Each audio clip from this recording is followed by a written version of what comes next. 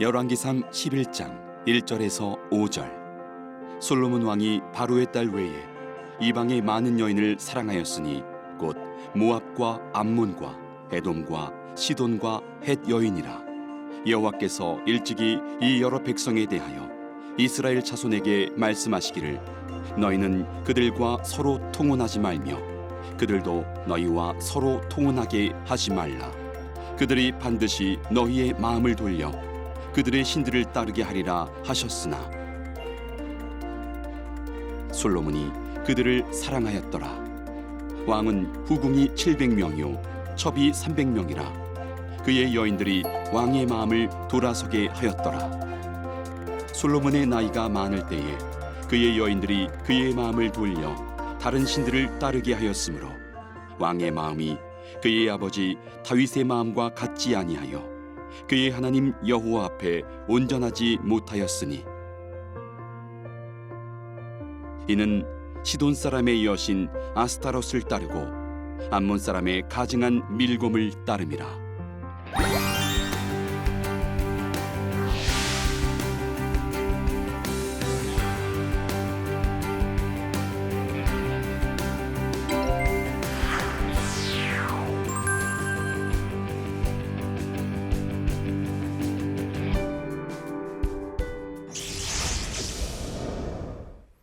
반갑습니다. 합동신학대학원대학교의 김진수 교수입니다. 지난 시간에 이제 열왕기상 8장을 통해서 솔로몬 성전의 기능, 이제 기도하는 기능과 관련해서 이제 말씀을 드렸습니다. 오늘 이 시간에는 이제 열왕기상 11장으로 넘어가서 솔로몬 통치의 후반기에 솔로몬이 어떻게 통치했는가 하는 부분을 우리가 같이 살펴보도록 하겠습니다. 주제는 어리석은 통치 분열된 나라. 이제 왕이 어리석게 통치할 때에 나라가 어려움을 겪고 이제 분열될 수밖에 없다. 이런 내용이 되겠습니다. 세 가지 포인트를 중심으로 살펴보겠는데요. 첫 번째는 이제 실익 정치와 우상 숭배. 그러니까 하나님의 말씀을 중심한 그런 어떤 그 신정 정치를 펼친 것이 아니라 우선 눈앞의 이익을 위해서 이제 정치를 펼치는 그런 것을 가리켜서 실익 정치다 이렇게 이야기하죠. 이제 그렇기 때문에 당연히 그 결과로서 우상 숭배 행위가 나타날 수밖에 없다. 그런 얘기가 되겠고요. 거기에 대해서 하나님께서 어떻게 하셨느냐? 결국 하나님께서 진노하시고 징계하실 수밖에 없었다. 그런 내용이고 그 징계의 일환으로서 여로보암이 반역을 일으키게 되는 그런 내용이 되겠습니다. 자, 먼저 이게 첫 번째 문제, 실익 정치와 우상 숭배. 자, 이제 이 부분인데요. 솔로몬의 통치 초기는 참 지혜로운 통치였고요. 그러나 안타깝게도 이 통치 후반기로 넘어오면서 가장 지혜로웠던 솔로몬이 어떻게 보면 가장 어리석은 사람으로 이제 돌변하는 그런 안타까운 모습이 이제 나타나게 됩니다. 그 대표적인 원인이 무엇인가 하면 바로 이 정략 결혼, 이방인들과 이방의 그 왕실들과 혼인 관계를 맺음으로써 정치적, 경제적, 군사적 이익을 보장받으려 하는 이런 어떤 생각, 이런 생각은 분명히 이렇게 이해는 되지만 그러나 솔로몬은 그런 어떤 세상의 한 왕이 아니고 하나님을 받들어 섬기는 그런 어떤 왕이죠. 그래서 이런 어떤 정치를 펴면 안 되는 것이죠. 신정 정치에 있어서는 무엇보다도 하나님의 뜻을 잘 알아서 하나님의 말씀을 이렇게 참 주야로 읽고 그런 가운데서 이렇게 백성들을 돌보고 또 외국과의 관계도 맺어 나가고 그런 어떤 정치 이것이 하나님이 기대하시는 정치였던 것입니다. 근데 솔로몬은 안타깝게도 이제 그런 어떤 길에서 벗어나서 이제 했던 거죠. 그래서 수많은 나라들과 이제 관계를 맺게 됩니다. 애굽, 모압, 암몬, 에돔 등등 이런 어떤 주변의 여러 나라들과 이제 그런 어떤 외교적인 관계를 맺게 되고요. 이것이 바로 이제 나중에 우상 숭배로 이어지는 그런 어떤 모습을 우리가 보게 됩니다. 열왕기상 11장 4절에 이제 언제 그렇게 됐느냐?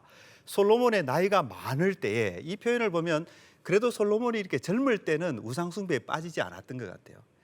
하나님 앞에서 이렇게 참 초심을 잃지 않고 또 늘 이렇게 하나님을 경외하는 어떤 그런 자세로 갔던 것 같아요.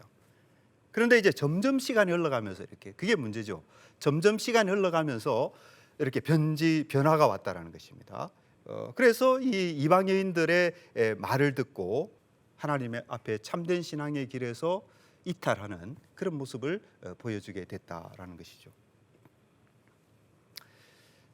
그런 어떤 솔로몬의 모습이 어떻게 나타나고 있는가 하면요, 산당을 지었다 이렇게 되어 있습니다.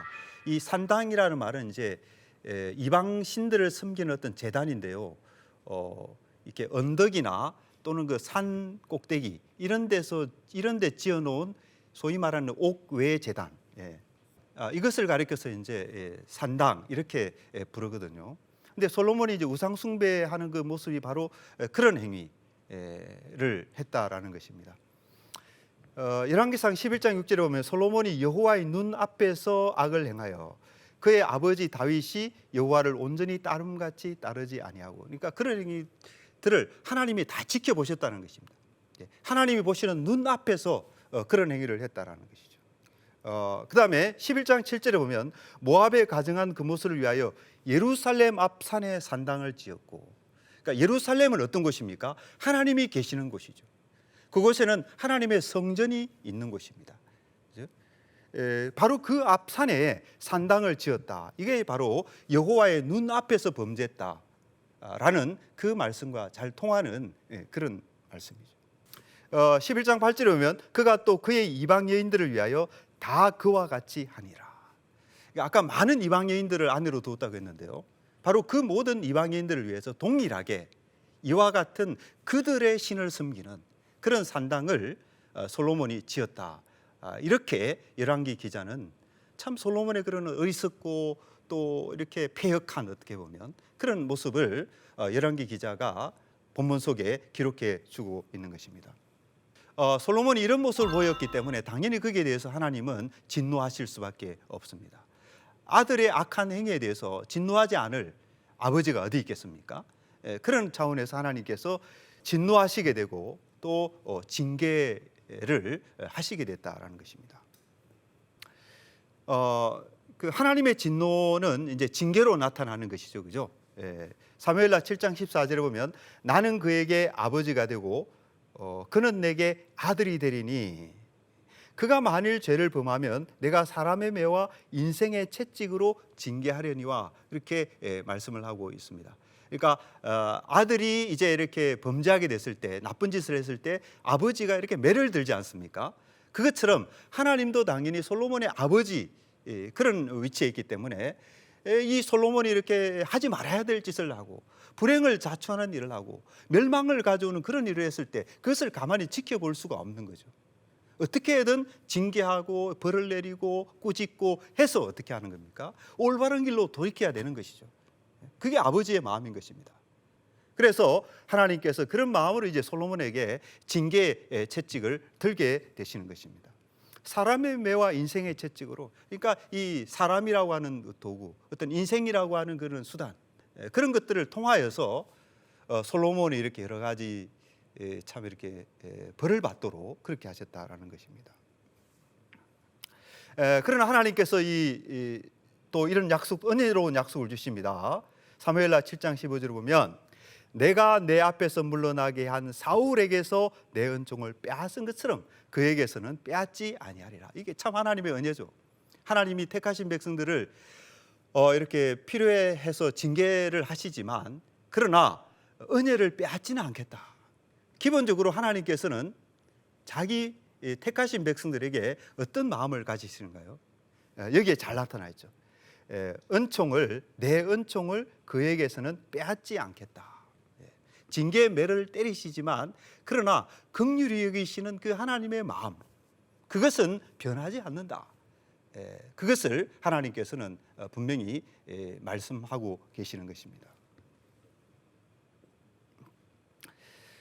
이 솔로몬 하나님께서 어떻게 징계를 하시는가 하면요, 11장 14절로 22절에 보면 우선 이제 에돔 사람 하닷을 일으켜서 징계하시는 것을 볼 수가 있습니다. 이 하닷이라는 사람은 이스라엘 남쪽 지역의 그 에돔이라는 왕국이 있는데요. 그 왕국의 왕손으로서 다윗 시대에 이스라엘의 공격으로부터 가까스로 살아남아서 애굽으로 피신하였던 그런 인물입니다. 그러니까 아마 다윗이 이제 어떤 때 이 에돔을 공격했던 일이 있었던 것 같아요. 그때 이 하닷이라는 사람이 이제 겨우 이렇게 목숨을 건지고, 근데 이 에돔 사람 하닷이 소식을 듣죠. 다윗과 요압이 죽었다라는 소식을 듣고 이제 때가 왔구나 그런 생각을 한 겁니다. 재미있는 것은 성경에 보면 이 에돔 사람 하닷이 솔로몬의 대적이 되었다 이렇게 말하고 있어요. 히브리어 성경에 보면 이 대적이라는 말은 사실 사탄이라는 말입니다. 이 하닷에셀이 솔로몬에게 사탄이 됐다 이런 얘기죠. 이 사탄이란 말은 대적자, 이렇게 고소하는 자, 그런 것을 뜻하는데요. 이 에돔 사람이 솔로몬을 괴롭히고 아주 이렇게 힘들게 만드는 그런 존재가 되었다라는 것입니다. 이스라엘 남쪽 지역에서 이런 일이 일어났는데 이 수리아 왕 르손이 또 등장합니다. 이 수리아는 아시다시피 이스라엘 북쪽 지역이죠, 그죠? 그곳에서 르손이라는 사람이 또 이제 솔로몬을 괴롭히게 되는 일이 일어나는데요. 이 사람은 원래 이 소바 왕 하닷 에셀을 섬겼던 그런 사람이에요. 그런데 다윗이 역시 이제 한때 이 소바를 공격한 일이 있었고요. 그때 이제 이 하닷 에셀이 사람들을 이렇게 모아가지고 다메섹으로 도망하여서 그곳에서 수리아 왕이 되는, 아람 왕이 되는 그런 일이 있었습니다. 그 사람이 나중에 이제 역시 이 솔로몬 통치 후반기에 솔로몬을 대적하는 그런 일을 했다라는 거죠. 솔로몬의 사탄이 됐다 그런 얘기가 됩니다.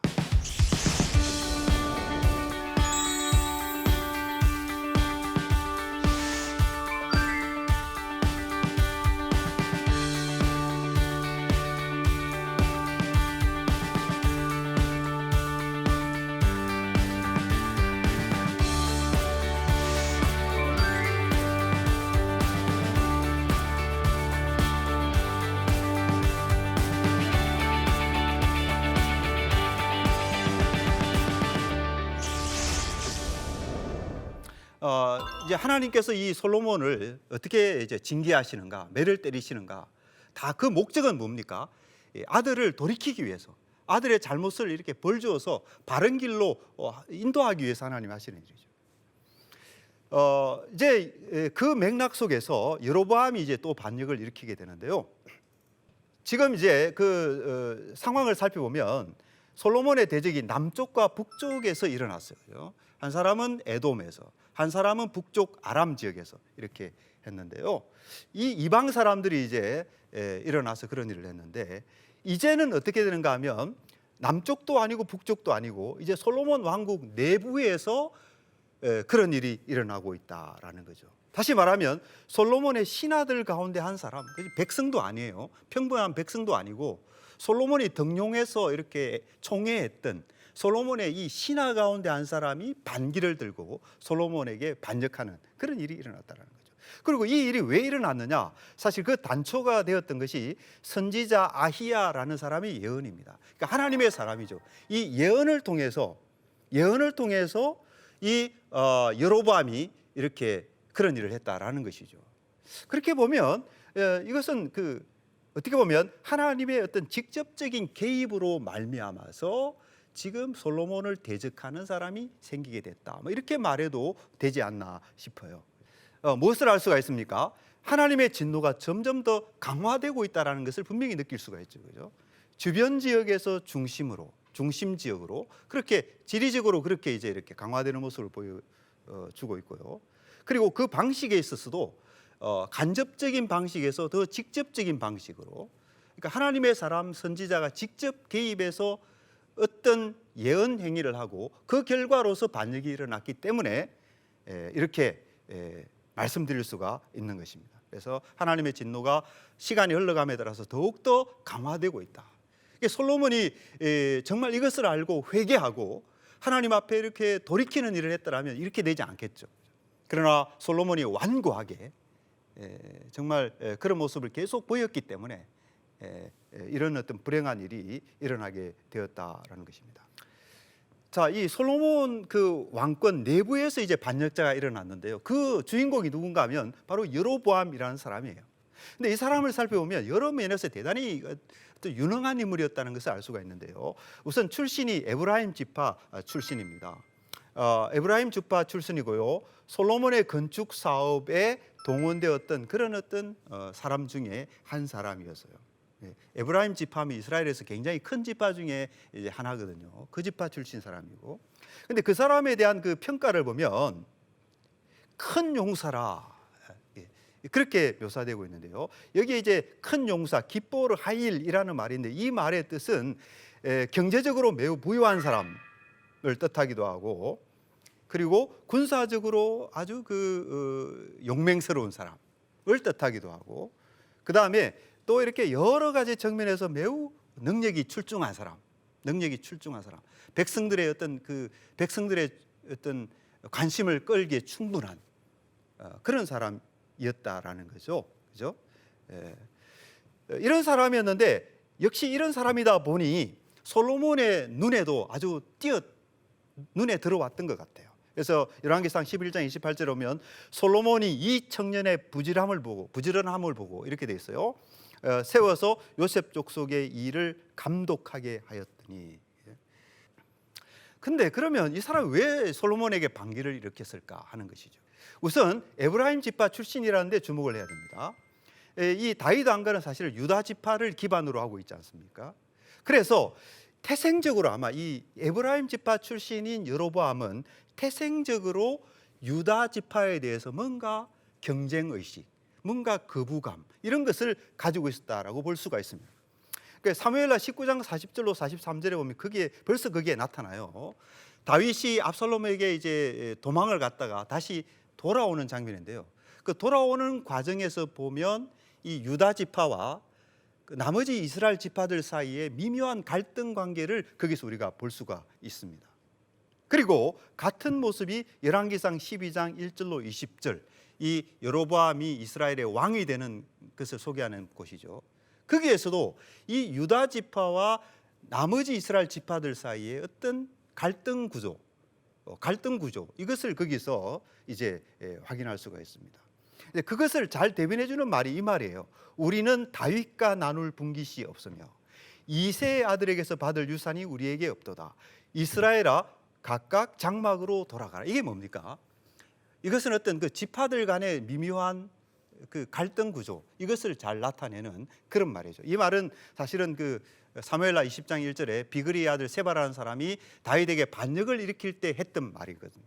이렇게 보면 이스라엘 역사에는 늘 초기부터 이 유다 지파와 또 나머지 이스라엘 지파들 사이에 어떤 대립 관계가 쭉 있어 왔구나 하는 것을 우리가 이제 알게 되는 거죠. 그리고 이 여로보암은 이 건축 공사에 동원된 요셉 지파 사람들을 감독했다 그랬지 않습니까? 그런 관계를 보면 아마도 이 여로보암이라는 사람은 이 솔로몬, 다윗 왕가에 속한 이 솔로몬이라는 사람이 어떤 정책을 펴 나갈 때 그중에 특별히 이제 이 무리한 건축 공사, 토목 공사 이런 것들을 많이 해 나갈 때 그런 것에 대해서 은근히 마음속에 매우 불만을 품고 있었지 않을까, 이렇게 이제 우리가 추측을 하게 되는 것이죠. 이제 그런 어떤 배경 속에서 솔로몬에게 반기를 든 그 직접적인 이유는요, 바로 이 선지자 아이야가 보여주었던 상징적 행위였습니다. 무슨 행위인가 하면 아이야 선지자가 새 옷을 입고 여로보암을 만납니다. 그런데 갑자기 자기가 입고 있던 그 새 옷을 찢어서 12조각으로 나눕니다. 그리고 그 중에서 10조각을 여로보암에게 주면서 하는 말이 당신이 이스라엘 10지파의 왕이 될 것입니다 라는 예언을 하게 돼요. 그래서 이 예언이 직접적인 이유가 되어서 이 여로보암이 솔로몬에게 반역을 일으키게 됩니다. 이 여로보암은 아까 그 선지자의 그 예언 행위, 선지자의 그 말, 그것을 어떻게 생각했을까? 그것을 자 이제 때가 왔으니 너 반역을 일으켜라, 반역을 꾀하라는 요구로 받아들였을까?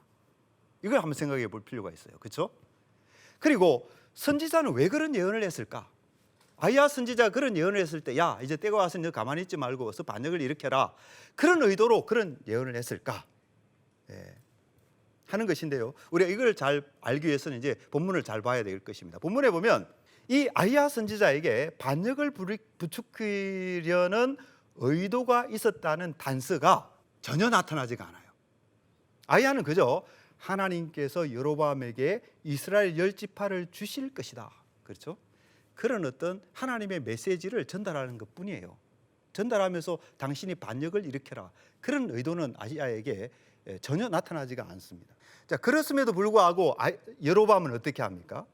참 하나님이 나라를 자기 손에 맡기기를 기다렸으면 얼마나 좋았을까, 그런 생각을 하게 돼요.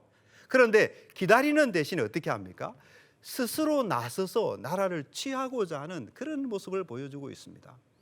열왕기상 초반에 이 아도니아라는 인물이 그랬죠, 그죠? 자기 스스로를 높여서 이렇게 왕위를 찬탈하고자 했는데요. 여로보암도 역시 이렇게 하는 모습을 보게 됩니다. 물론 여로보암의 그런 반역 행위를 통해서 솔로몬을 벌하고자 하시는 그 하나님의 뜻이 성취된 것은 사실이에요. 그렇게 해서 하나님의 뜻이 이루어졌습니다. 그러나 그렇다고 해서 그의 어떤 그 과격한 행위, 스스로 왕권을 취하고자 하는 그런 어떤 행위, 그것까지 정당화되는 것은 결코 아닌 것이죠, 그죠? 가룟 유다가 예수님을 반역한 것을 통해서 하나님의 뜻이 이루어졌어요. 그러나 그렇다고 해서 가룟 유다의 행위가 정당화되는 것은 아니지 않습니까? 바로 그런 문제라는 것이죠. 이러한 여로보암의 태도는요, 다윗이 사무엘의 말을 듣고도 끝까지 사울을 존중한 것과 강한 대조를 이룹니다.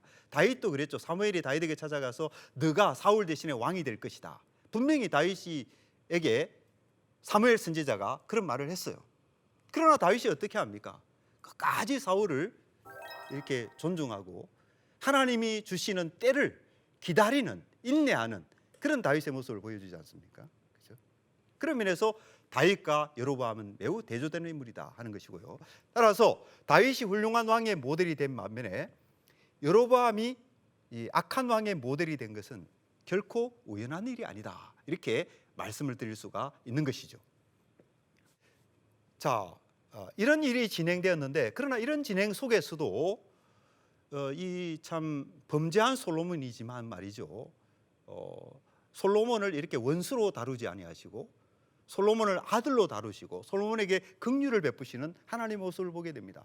그러니까 심판을 완화시켜 주시는데요, 그러니까 왕국을 다 빼앗아 버리지 않죠. 한 지파를 남겨두십니다. 그래서 이 솔로몬에게는 유다 지파와 베냐민 지파, 이 두 지파가 이 솔로몬에게 여전히 남아 있는 거죠. 그 다음에 심판을 연기시켜 주셔요. 솔로몬 시대에 그런 분열이 일어나게 하신 것이 아니라 어떻게 합니까? 그 아들 시대에 이제 왕국이 이렇게 분열되도록 이렇게 심판을 연기해 주십니다. 왜 그런가?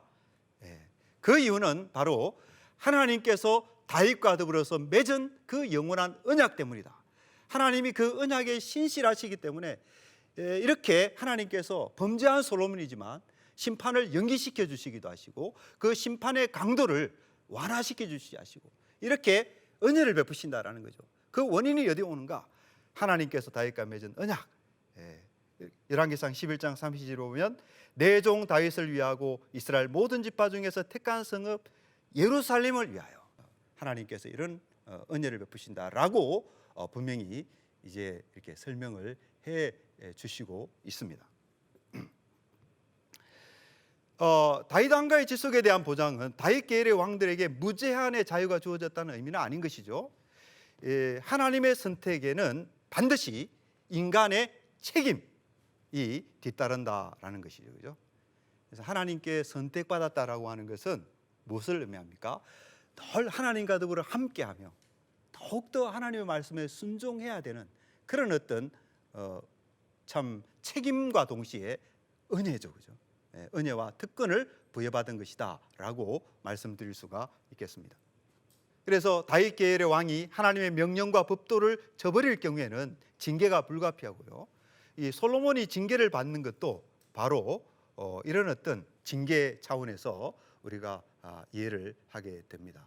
결국은 왕들의 범죄는 왕국의 분열뿐만 아니라 멸망까지도 초래한다, 이런 말씀이 되는 것이죠, 그죠? 그러나 이 징계와 심판이라고 하는 것은 그것은 사실은 영원하지 않고 임시적인 것에 불과하다. 또 그런 것도 우리가 알게 돼요. 열왕기상 11장 30절에 보면 다윗이 항상 내 앞에 등불을 가지고 있게 하리라는 말씀이 있고, 왕국의 분열은 다윗 왕가를 괴롭게 하기 위하여, 다른 말로 하면 낮추시기 위하여, 겸손하게 만들기 위하여 그렇게 했다라는 것이고요. 특히 11장 39절에 보면 내가 이로 말미암아 다윗의 자손을 괴롭게 할 것이나 영원히 하지는 아니하리라. 영원히 하지 않, 끝날 때가 있다라는 거죠. 그래서 이 징계는 임시적인 것이다. 이것을 우리가 분명히 알 수가 있는 것입니다. 그리고 그러하기에 이 다윗 왕권은 궁극적으로 회복되는데요. 뭐 영원히 하지 아니하리라, 그런 선지자 아이야의 예언 있었지 않습니까? 근데 그 예언은 사실은 사무엘하 7장 16절에 나타나는 그 나단 선지자의 예언, 내가 너에게 영원한 왕위를 허락해 주겠다 라고 한 나단 선지자의 예언과 같은 맥락 속에 있다. 그렇게 분명히 이해할 수가 있는 것이죠. 그래서 다윗의 등불을 꺼뜨리지 않으리라, 이렇게 하나님이 약속하셨는데요. 신약의 복음서에 오면 이 다윗의 등불이 꺼지지 않을 것이라는 그 말씀 그대로 다윗의 후손 가운데서 마침내 세상을 밝히는 등불이 온 거죠. 세상에 빛이 왔다라고 사도 요한은 말씀하고 있는 것입니다. 그래서 요한복음 1장 9절에 참빛, 그 세상에 와서 각 사람에게 비추는 빛이 있었나니, 이분이 누굽니까? 다윗의 후손으로 오신 예수 그리스도죠. 그래서 다윗의 등불을 끄지 아니하리라 라는 그 하나님의 약속이 성취되어서 세상을 밝게 비추는 빛이 예수 그리스도 안에서 이 세상에 왔다라고 사도 요한이 지금 말씀하고 있는 것입니다. 이제 강의를 마무리하면서 우리의 삶에 적용할 점을 한두 가지 생각하고 마치도록 하겠습니다. 먼저 솔로몬이 하나님을 저버리고 세속화의 길과 우상 숭배의 길로 걷자 하나님이 징계를 하셨다라는 것이죠. 그죠? 우리 성도들도 바른 믿음의 길에서 떠나 잘못된 길로 갈 때 어떻게 됩니까? 하나님은 우리를 아들로 다루시는 거죠. 그죠? 아들과 딸로 다루시기 때문에 반드시 하나님께서 징계의 채찍을 들으시게 되어 있습니다. 그래서 우리가 기억하고 정말 하나님 앞에서 아들과 딸로서 순종하는 그런 삶을 잘 살아야 되겠다. 그것이 중요하다라는 교훈을 이 솔로몬의 역사가 우리에게 주고 있습니다. 그다음에 두 번째로 여로보암이 솔로몬을 대항해서 반역을 일으킨 것은 잘못이었던 것이죠. 그는 하나님의 말씀이 이루어지기까지 믿음으로 기다려야 했던 것입니다. 자, 이런 것을 통해서 우리가 배우게 되는 것은 자신의 어떤 이해관계나 욕심을 위해서 불의를 행하지 말고 하나님의 뜻이 이루어지기까지 믿음으로 기다리고 인내하는 자세. 의인은 오직 믿음으로 말미암아 살리라 그랬죠. 그죠? 그런 어떤 믿음의 삶, 인내의 삶, 그것이 우리에게 요구된다 하는 것입니다. 오늘 강의는 이것으로 마치고요. 다음 시간에는 이제 열왕기상 17장으로 넘어가서 엘리야의 이야기를 우리가 공부하도록 하겠습니다. 이상으로 강의를 모두 마치겠습니다. 감사합니다.